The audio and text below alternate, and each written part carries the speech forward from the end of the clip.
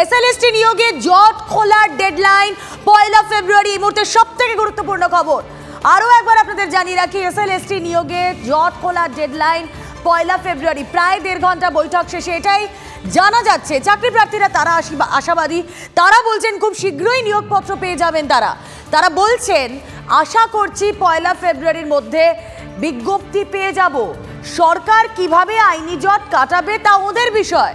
বৈঠক শেষে বলেছেন চাকরি প্রার্থীরা। আরও একবার আপনাদের জানিয়ে রাখি, এসএলএসটি চাকরি প্রার্থীদের সঙ্গে শিক্ষামন্ত্রী ব্রাত্য বসুর বৈঠক, আর সেই বৈঠকে 1.5 ঘন্টা বৈঠকে শেষে চাকরি প্রার্থীরা তারা আশাবাদী। তারা বলছেন জট খোলার ডেডলাইন, এসএলএসটি নিয়োগে জট খোলার ডেডলাইন 1 ফেব্রুয়ারি।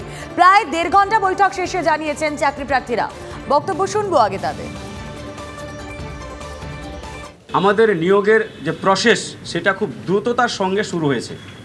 আমরা আশা করছি খুব দ্রুত নিয়োগপত্র পেয়ে বাড়ি যাব। একটা আমরা নির্দিষ্ট ডেট চেয়েছিলাম, সেই ডেটটা আজকে মোটামুটিভাবে আমরা পেয়েছি। 1 ফেব্রুয়ারির মধ্যে আমরা একটা জায়গায় পৌঁছাবো, সেই ডেডলাইনটা আমরা পেয়েছি এবং আশা করছি তার মধ্যেই একটা কার্যকরী জায়গায় আমরা পৌঁছে যাব এবং আমরা নিয়োগপত্র হাতে পেয়ে যাব কিনা জানি না, তবে নিয়োগপত্র যে পাবো তার নোটিফিকেশন কিন্তু আমরা 1 ফেব্রুয়ারির মধ্যে আশা করছি পেয়ে যাবো। মাননীয় মুখ্যমন্ত্রী সেরকমই একটা নির্দেশ এসছে বলেই আমরা এই ডেটটা পেয়েছি। শিক্ষামন্ত্রীর মুখোমুখি হয়েছিলেন চাকরি প্রার্থীরা, আর এবার সরাসরি তাদের আন্দোলন মঞ্চের দিকে নজর রাখবো। আমাদের সঙ্গে প্রতিনিধি শ্রাবন্তী সাহা রয়েছেন সরাসরি। শ্রাবন্তী, কি বলছেন তারা এই মুহূর্তে? দেখো, 31শে জানুয়ারির মধ্যে একটা নিয়োগ প্রক্রিয়া হতে পারে এরকম একটা আশ্বাস দিয়েছেন। সর্বোপরি মুখ্যমন্ত্রীর সদিচ্ছা আছে বলে জানিয়েছেন শিক্ষামন্ত্রী। যারা এতদিন পর্যন্ত 1013 দিন বসে রয়েছেন তাদের কাছে জানতে চাইব। স্বয়ং শিক্ষামন্ত্রী বলছেন 31শে জানুয়ারির মধ্যে তারা চেষ্টা করবেন। যে এই মুহূর্তে যেখানে আইনি জটটা রয়েছে, আপনারা কি আশা করছেন এটা সম্ভব? দেখুন, আইনি জটিলতাটা তৈরি করেছে শিক্ষা দপ্তর। তারাই যোগ্য অযোগ্যদের মিলিয়ে মিশিয়ে হলফনামা দিয়েছেন। তাহলে এই জটিলতা কাটাতে পারে একমাত্র শিক্ষা দপ্তর।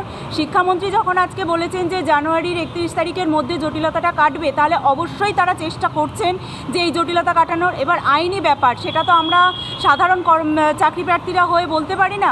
তারা এবার দেখবে আইনের ব্যাপারটা যে কিভাবে তারা জটিলতা কাটাতে পারে। তবে মাননীয়া যখন চাইছেন, এবার আমরা চাইছি যে মাননীয়া চাইছেন না, আমরা চাকরি নিয়োগ দেবই এবং নিয়োগটা হবেই, এইটুকুনি আমরা শুনতে চাই।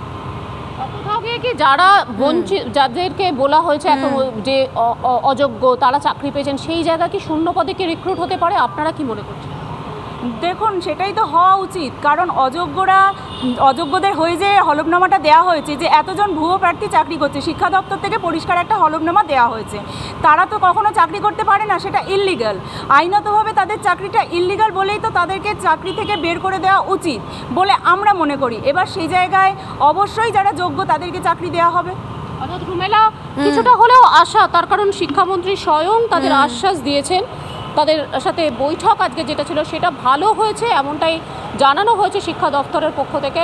এখন 31শে জানুয়ারি নতুন বছর, এদের জন্য কোনো নতুন সুখবর আনে কিনা একেবারে আমাদের নজর থাক। শ্রাবন্তী, আপাতত ধন্যবাদ।